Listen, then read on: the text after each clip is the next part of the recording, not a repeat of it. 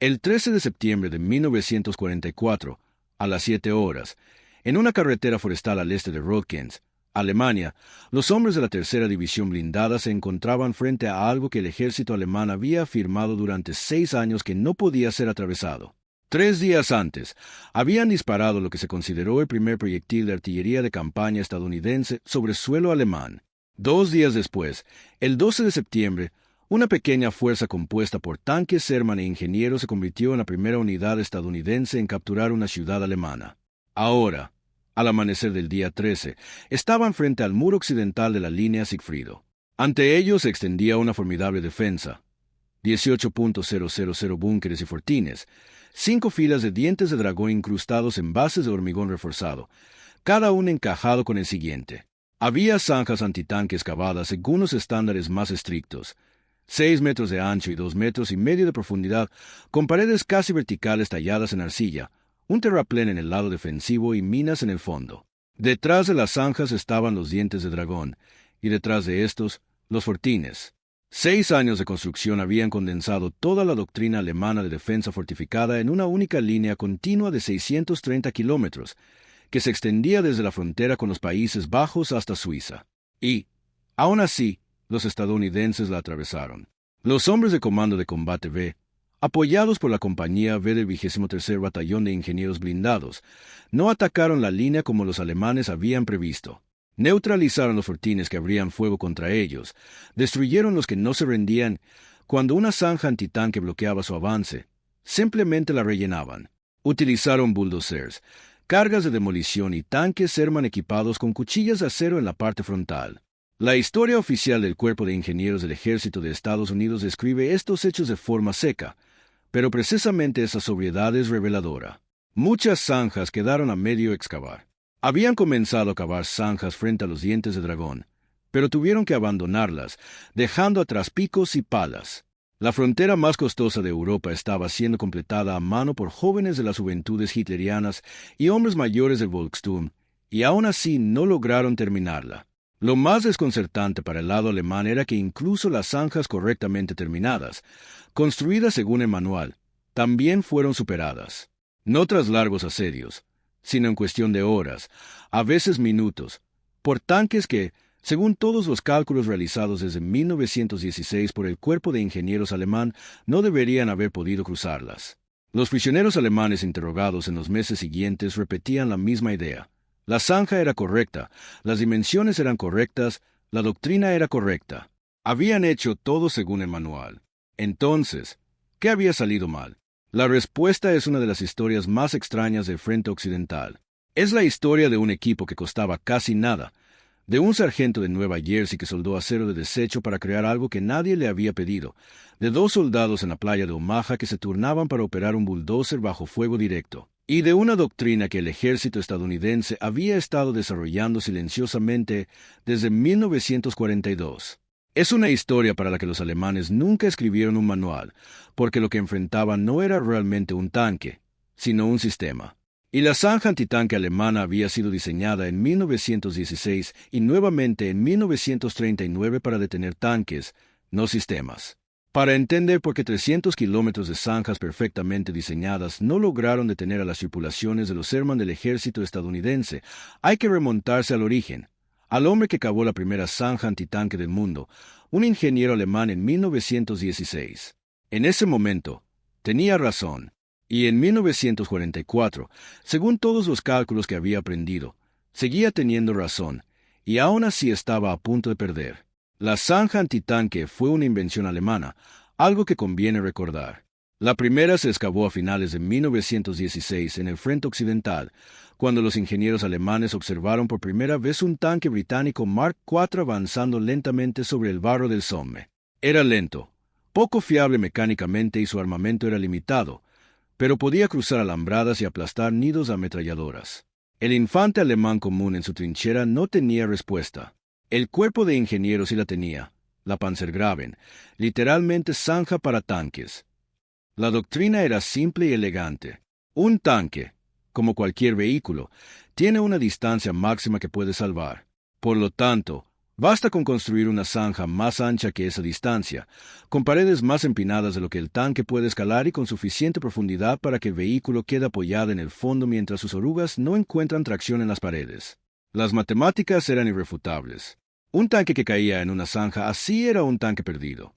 Se convertía, según los manuales, en un objetivo, y los objetivos son destruidos. No era una idea ingeniosa, era correcta. Funcionó en la batalla de Cambrai en 1917. Para 1939, cuando Hitler ordenó la construcción del muro occidental, los manuales de ingeniería alemanes eran muy específicos. La zanja estándar debía tener 6 metros de ancho y 2,5 metros de profundidad, preferiblemente 3 metros cuando las condiciones lo permitieran. Las paredes debían ser lo más verticales posible, con un terraplén en el lado defensor, minas en el fondo y alambradas en la parte superior. Los fortines debían cubrir la línea de la zanja desde ángulos oblicuos para batir cualquier intento de cruce. Según los estándares de la defensa fortificada, las zanjas del muro occidental eran excelentes. Su construcción fue supervisada por la organización Todt, responsable también de las autopistas alemanas y del muro atlántico. Para 1940, había más de 600 kilómetros de fortificaciones. Zanjas secas en zonas elevadas y zanjas inundadas donde el nivel freático era alto, basadas en la idea, correcta, de que un tanque no puede nadar. Sin embargo, tras la caída de Francia en 1940, la guerra se alejó del muro occidental. La línea quedó abandonada, sus puertas retiradas y sus armas trasladadas al muro atlántico. Para 1944, el general alemán Alfred Jodl describía la línea como poco más que una obra en construcción en 1939, y tras 4 años de abandono, había empeorado.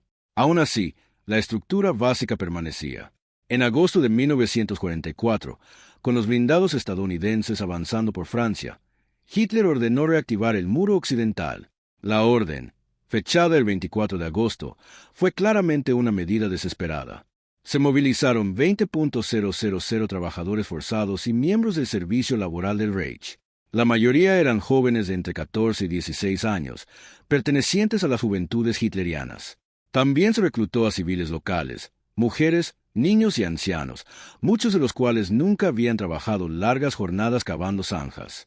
Este detalle es crucial, porque los ingenieros alemanes que diseñaron el muro occidental en 1939 habían asumido un esfuerzo de construcción en tiempos de paz, con materiales adecuados, maquinaria y tiempo suficiente.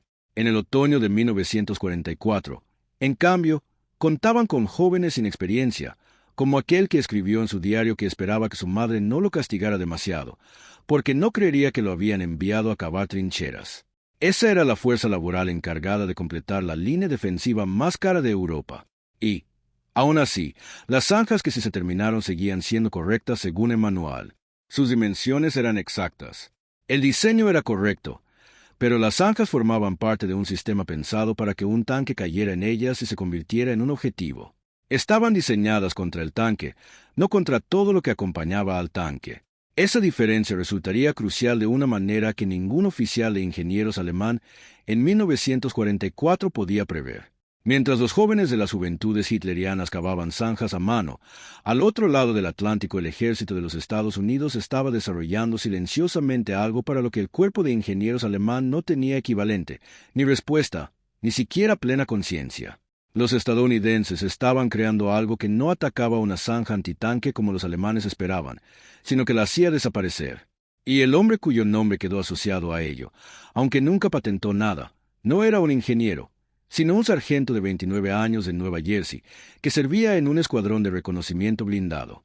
El dispositivo que ensambló con acero de desecho en julio de 1944 era tan absurdamente simple que, en palabras del propio general Omar Bradley, desconcertó a un ejército durante más de 5 semanas.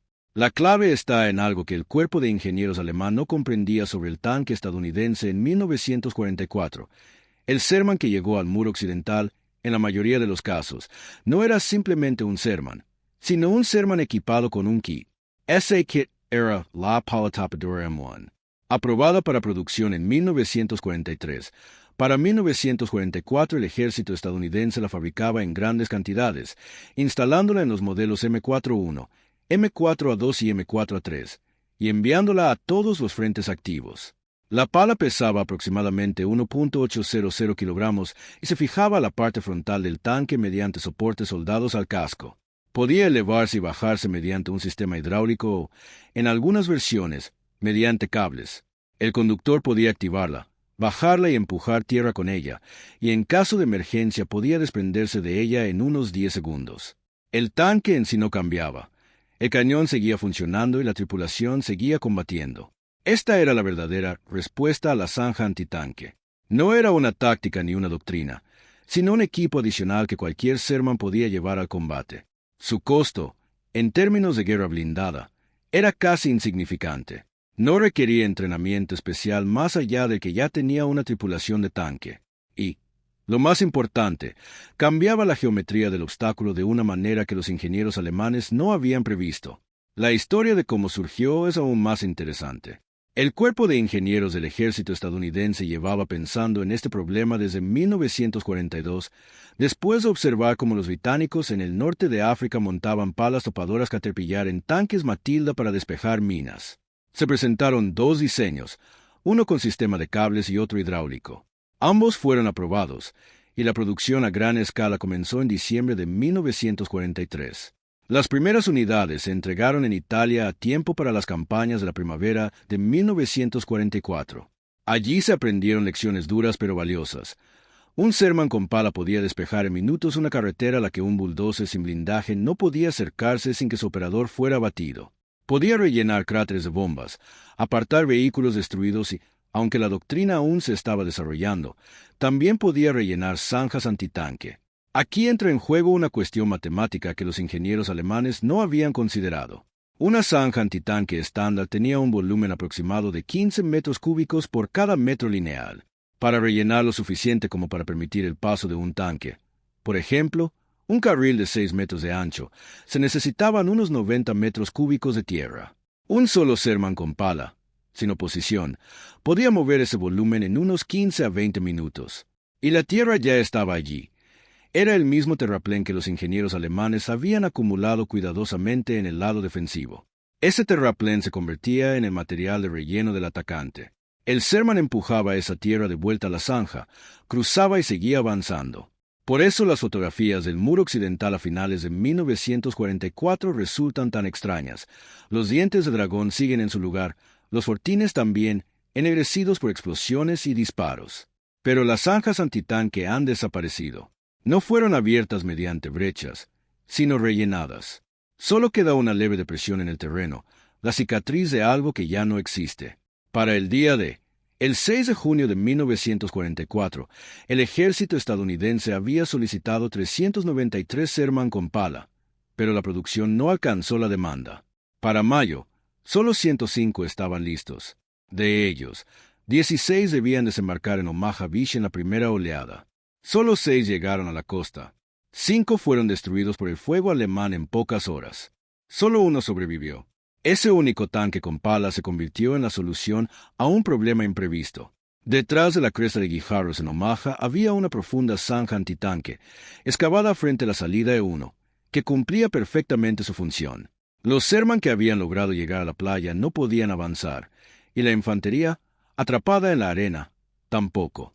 La zanja era la segunda barrera de un sistema diseñado para impedir cualquier avance. 2 soldados del 37º Batallón de Ingenieros de Combate, Vinton Dave y William J. Schumacher, hicieron lo que se les pidió. Dave operaba el bulldozer, y ambos se turnaban bajo fuego directo alemán. Uno conducía mientras el otro guiaba. Primero apartaron los guijarros, luego comenzaron a empujar tierra hacia la zanja. Trabajaron durante horas bajo fuego enemigo. Al final del día, la salida E1 estaba abierta. Vehículos, incluidos más tanques, ingenieros y bulldozers, comenzaron a avanzar tierra adentro a través de un paso que esa misma mañana había sido una zanja antitanque. Ambos recibieron la Cruz por Servicio Distinguido, aunque la mayoría de los estadounidenses nunca ha oído sus nombres. Ese bulldozer en la salida E1 es la segunda pieza clave del rompecabezas. Lo que Dave y Schumacher hicieron allí es exactamente lo que el avance estadounidense haría más tarde a gran escala en el muro occidental. No trataron la zanja como un obstáculo que debía superarse atravesándola, sino como un problema de movimiento de tierra. La zanja no era infranqueable por alguna propiedad inherente, sino porque el tanque no podía modificar el terreno. La respuesta estadounidense fue simple: un tanque que sí podía hacerlo. Hombres como el soldado Darby y el soldado Schumacher no luchaban por gloria. Luchaban porque alguien tenía que manejar el bulldozer y el trabajo debía hacerse mientras las balas seguían volando. Cada me gusta en ese video es algo pequeño, pero mantiene su historia visible un poco más, y eso importa. Hay otra pieza importante en esta historia de equipos. En junio y principios de julio de 1944, en el bocaje normando al sur de la cabeza de playa, los tanques estadounidenses quedaban atrapados en los setos. Las tripulaciones intentaban subir los taludes, exponiendo el débil blindaje inferior, y eran destruidas por fuego antitanque desde el campo siguiente. Un sargento llamado Curtis E. Cullen, del 102º Escuadrón de Reconocimiento de Caballería, tomó acero de desecho procedente de obstáculos de playa alemanes y lo soldó al frente de un Sherman. El resultado parecía una serie de dientes. Funcionó. El tanque ya no se elevaba sobre el seto, sino que lo atravesaba, manteniendo el casco bajo gracias a esos dientes de acero. El 14 de julio, el general Omar Bradley observó personalmente una demostración. En sus memorias, relató cómo un tanque ligero equipado con una barra transversal y 4 púas semejantes a colmillos se lanzó contra un seto a unos 16 kilómetros por hora. Las púas penetraron el obstáculo, mantuvieron el tanque pegado al suelo y éste lo atravesó bajo una lluvia de tierra. Bradley ordenó inmediatamente la producción en masa. 10 días después, al inicio de la Operación Cobra, 3 de cada 5 tanques del primer ejército estaban equipados con el dispositivo Rhino. Pero la verdadera respuesta estadounidense a la zanja antitanque no eran solo esos colmillos, sino la mentalidad que los hizo posibles. Un ejército que escuchaba a un sargento y convertía su idea en producción masiva en cuestión de días. Un ejército que ya disponía de palas topadoras, batallones de ingenieros y una solución antes incluso de enfrentarse al muro occidental. El 12 de septiembre de 1944, la punta de lanza de la Tercera División Blindada cruzó hacia Alemania en la localidad de Röttgen. Fueron los primeros. La infantería de la 9ª División había cruzado el día anterior, pero el Comando de Combate B, apoyado por ingenieros blindados, fue la primera unidad acorazada. Röttgen, un pequeño pueblo en el borde occidental del bosque de Urgen, se convirtió en la primera localidad alemana capturada durante la guerra. Los hombres que lo tomaron estaban exhaustos. Venían de avanzar a gran velocidad por Francia y Bélgica, cubriendo hasta 30 kilómetros diarios. Habían superado sus líneas de suministro. Los tanques apenas tenían combustible. Ante ellos se encontraba el muro occidental, considerado inexpugnable. Pero no lo era. Según los testimonios, ni siquiera fue especialmente difícil de atravesar. La infantería de la 9ª División rompió la primera línea de obstáculos con resistencia ligera. Los tanques y los ingenieros encontraron su primer obstáculo serio en una carretera forestal al este del pueblo, un puente destruido, un cráter, una barrera metálica y un fortín cubriendo la zona. El avance se detuvo al caer la noche. Durante la oscuridad, la infantería rodeó los fortines. A la mañana siguiente, ambos se rindieron. Entonces los ingenieros se pusieron a trabajar. Destruyeron los dientes de dragón con cargas explosivas, rellenaron el cráter y despejaron el camino. Para el mediodía, la carretera estaba abierta y los tanques avanzaban hacia el este. En otros puntos del frente ocurrió lo mismo. La línea fue atravesada en los primeros 3 días. El avance estadounidense se detuvo no por la resistencia del muro occidental, sino por la falta de combustible. Las líneas de suministro desde Normandía no podían sostener el ritmo del avance. Lo desconcertante para los alemanes era que el muro occidental había sido diseñado para ser defendido por divisiones experimentadas con apoyo de artillería y blindados. En 1944, en cambio, estaba ocupado por unidades improvisadas, Volksgrenadiers, tropas de la Luftwaffe sin entrenamiento de infantería, reclutas extranjeros y jóvenes de las juventudes hitlerianas. Según toda la lógica de la defensa fortificada, los obstáculos debían compensar esa debilidad, pero no lo hicieron. Sin embargo, lo que ocurrió después pudo parecer, desde la perspectiva alemana, una prueba de que el sistema funcionaba, aunque lentamente. Tras romper la línea, los estadounidenses se detuvieron. Tenían que hacerlo. Durante ese tiempo, los alemanes reforzaron sus posiciones, repararon defensas, cavaron nuevas zanjas y llevaron refuerzos. Cuando los estadounidenses reanudaron el avance en el bosque de Urgen y la llanura del Roer, la resistencia ya no era improvisada. La batalla de Aquisgrán comenzó el 2 de octubre. Los estadounidenses cruzaron el río Wurm bajo intenso fuego, establecieron una cabeza de puente y avanzaron lentamente, pagando un alto precio en vidas. Algunas unidades perdieron decenas de hombres en cuestión de horas. El 16 de octubre se cerró el cerco sobre la ciudad, que cayó el 21. Las bajas estadounidenses superaron las 7.000. Y, sin embargo, hay algo llamativo. En toda esa lucha brutal, en el combate casa por casa, en el avance metro a metro, los estadounidenses no estaban siendo detenidos por zanjas antitanque. Los dientes de dragón eran destruidos. Los fortines eran reducidos. Las zanjas eran rellenadas. Los obstáculos que el cuerpo de ingenieros alemán había perfeccionado durante 2 décadas eran, uno a uno, procesados por ingenieros de combate y tanques con pala como parte del trabajo diario. Los defensores resistían. Las fortificaciones, por sí solas, no. Y había una razón para ello. Nadie en el ejército alemán había comprendido realmente a qué se enfrentaban. Creían enfrentarse a tanques, y habían construido obstáculos para detener tanques. Pero lo que tenían delante era otra cosa, algo para lo que los manuales tácticos alemanes ni siquiera tenían una palabra. Lo que ocurrió en el Reich en febrero de 1945 demostraría, finalmente y a gran escala, que toda la teoría alemana sobre la zanja antitanque había sido correcta en 1916, correcta en 1939 y obsoleta en 1944, sin que nadie en Berlín se diera cuenta. La verdad que los ingenieros alemanes no podían ver era que el tanque Sherman que llegó al muro occidental era casi lo de menos. Por sí solo, no habría podido cruzar esas zanjas. Un Sherman podía salvar una distancia de aproximadamente 2,25 metros antes de perder tracción. Una zanja alemana estándar tenía unos 6 metros de ancho. Las matemáticas seguían siendo las mismas que en 1916. Lo que había cambiado era que el Sherman no llegaba solo. Llegaba como parte de un sistema que el ejército de los Estados Unidos había estado desarrollando desde al menos 1942. Alrededor de cada tripulación de Sherman había una estructura completa. Un batallón de ingenieros de combate asignado a cada división de infantería, con unos 575 hombres equipados con bulldozers, explosivos, detectores de minas, equipo de puentes y una doctrina clara: despejar obstáculos para el avance. Cada división blindada contaba con su propio batallón de ingenieros acorazados. Algunos tanques llevaban palas M1. La artillería divisional, equipada con espoletas de proximidad y sistemas avanzados de dirección de tiro, apoyaba el avance.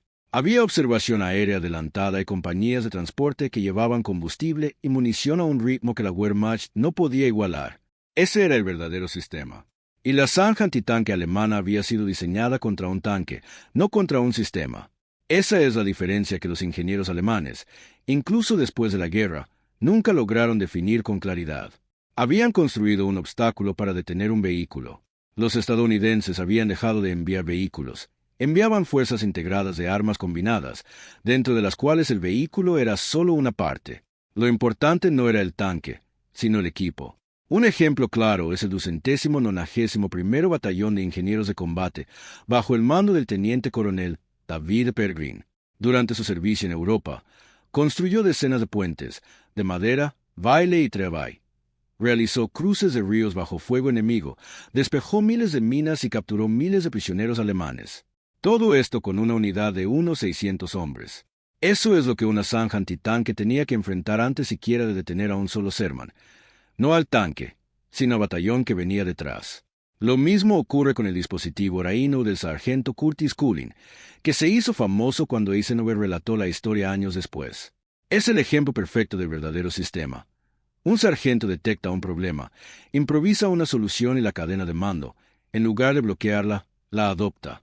En cuestión de días, el invento se produce en masa. Este era el hábito institucional estadounidense. Una idea surgida en el campo podía llegar al alto mando en semanas y convertirse en equipo estándar en cuestión de días. No existía un equivalente en el ejército alemán de 1944.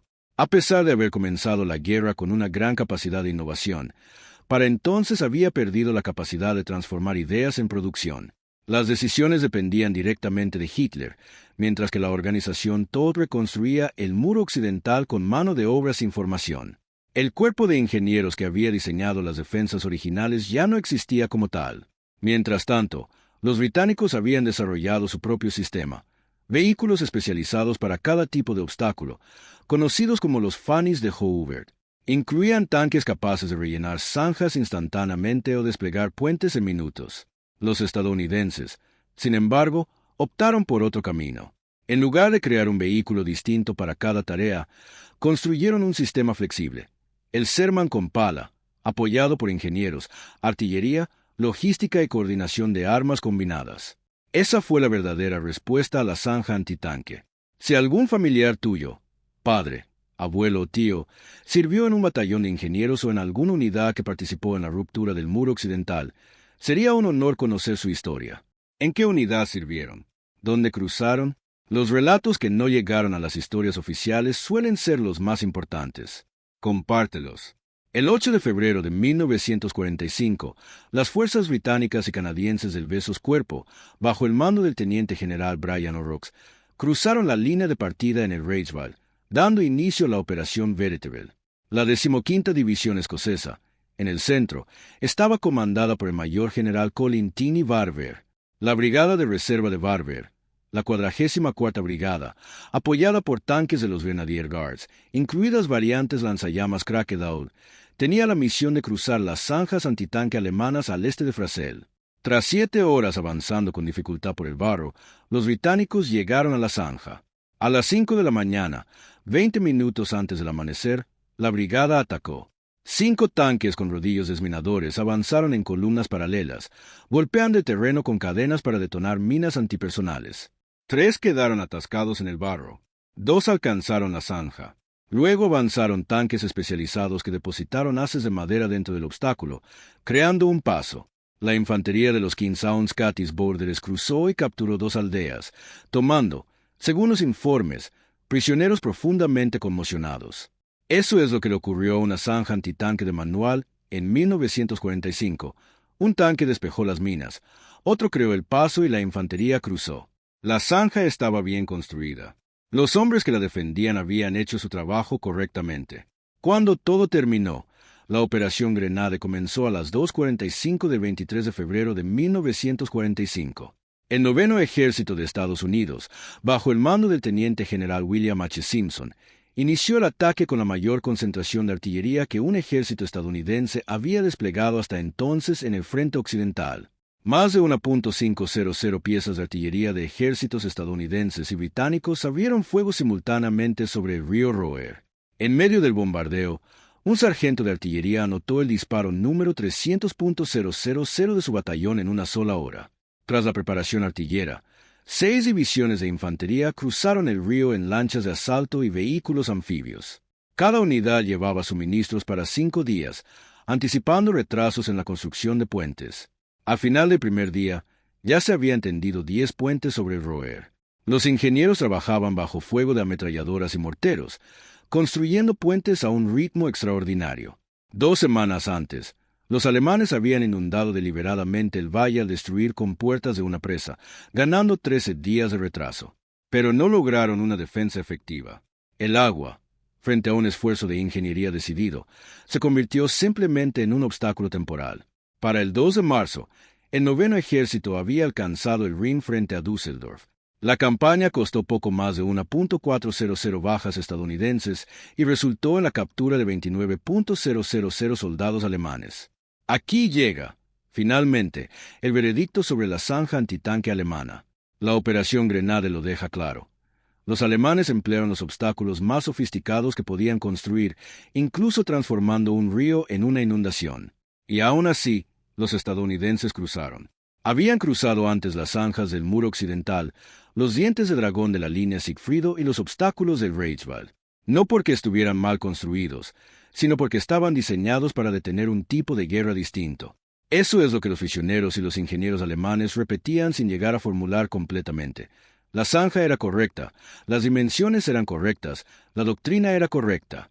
El problema era que el manual respondía a una situación diferente. Un manual pensado en 1916 para un tanque lento, sin apoyo de ingenieros, sin cobertura aérea ni coordinación con artillería. Actualizado en 1939 para los Panzer, pero no para la doctrina estadounidense de armas combinadas de 1944.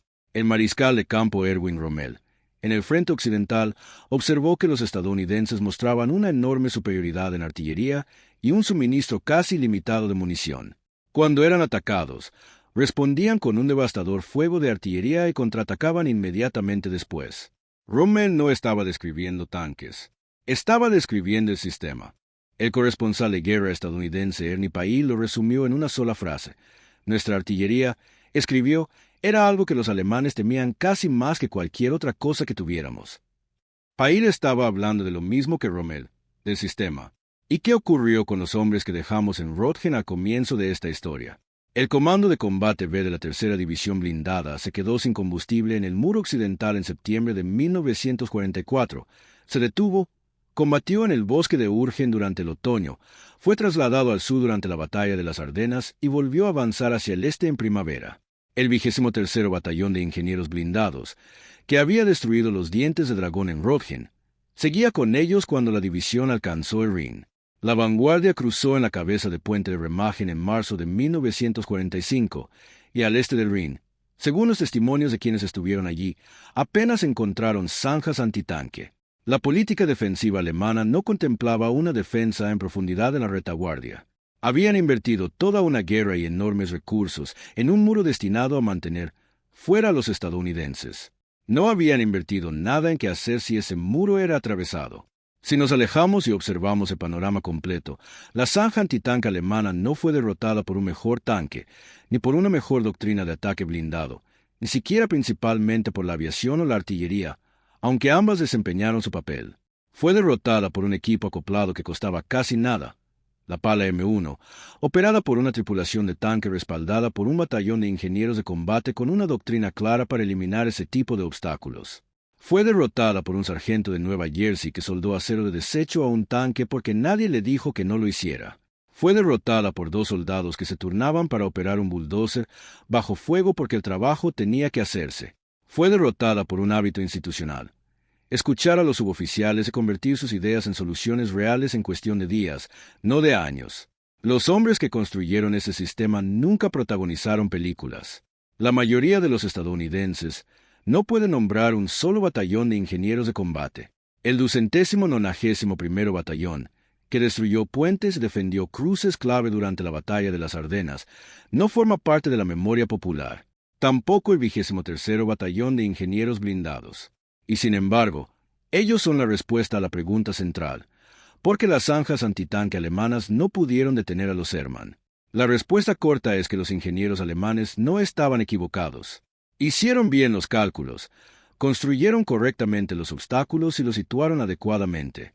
La respuesta larga es que habían construido un obstáculo para una guerra que los estadounidenses habían dejado atrás en 1942 y no se dieron cuenta. La respuesta estadounidense fue entender que la guerra no consiste en que un tanque cruce una zanja. La guerra es un sistema, y un sistema mejor vence incluso al obstáculo más perfecto. Los jóvenes de las juventudes hitlerianas que cavaban zanjas a mano en agosto de 1944 tampoco estaban equivocados. Solo hacían el trabajo que se les ordenaba. El muchacho que escribió en su diario que esperaba que su madre no lo castigara demasiado no era un soldado, sino un niño con una pala. Los ingenieros que lo supervisaban y los oficiales que calculaban las dimensiones en los manuales estaban siguiendo una tradición. El problema es que esa tradición había dejado de funcionar. Y aún así continuó, en los brazos cansados y las espaldas doloridas de niños, hasta el día en que los Hermann con pala aparecieron en el horizonte, empujaron la tierra alemana de vuelta a las zanjas alemanas y siguieron avanzando hacia el este. Si este análisis te hizo reflexionar, apoye el contenido para que más personas interesadas en la historia rigurosa puedan verlo. Porque los hombres que construyeron ese sistema, los operadores de bulldozers, los ingenieros de combate, los sargentos que improvisaron soluciones, merecen algo más que ser recordados, merecen ser comprendidos. El ingeniero alemán que cavó la primera zanja antitanque en 1916 tenía razón. Durante 28 años, según los estándares de su profesión, siguió teniendo razón. Y en el otoño de 1944, el mundo para el que había diseñado esa zanja dejó de existir. No porque él estuviera equivocado, sino porque quienes estaban al otro lado habían creado algo para lo que su manual no tenía respuesta. La guerra es un sistema, y los hombres que la lucharon no eran números. Tenían nombres, y merecen ser recordados por ellos.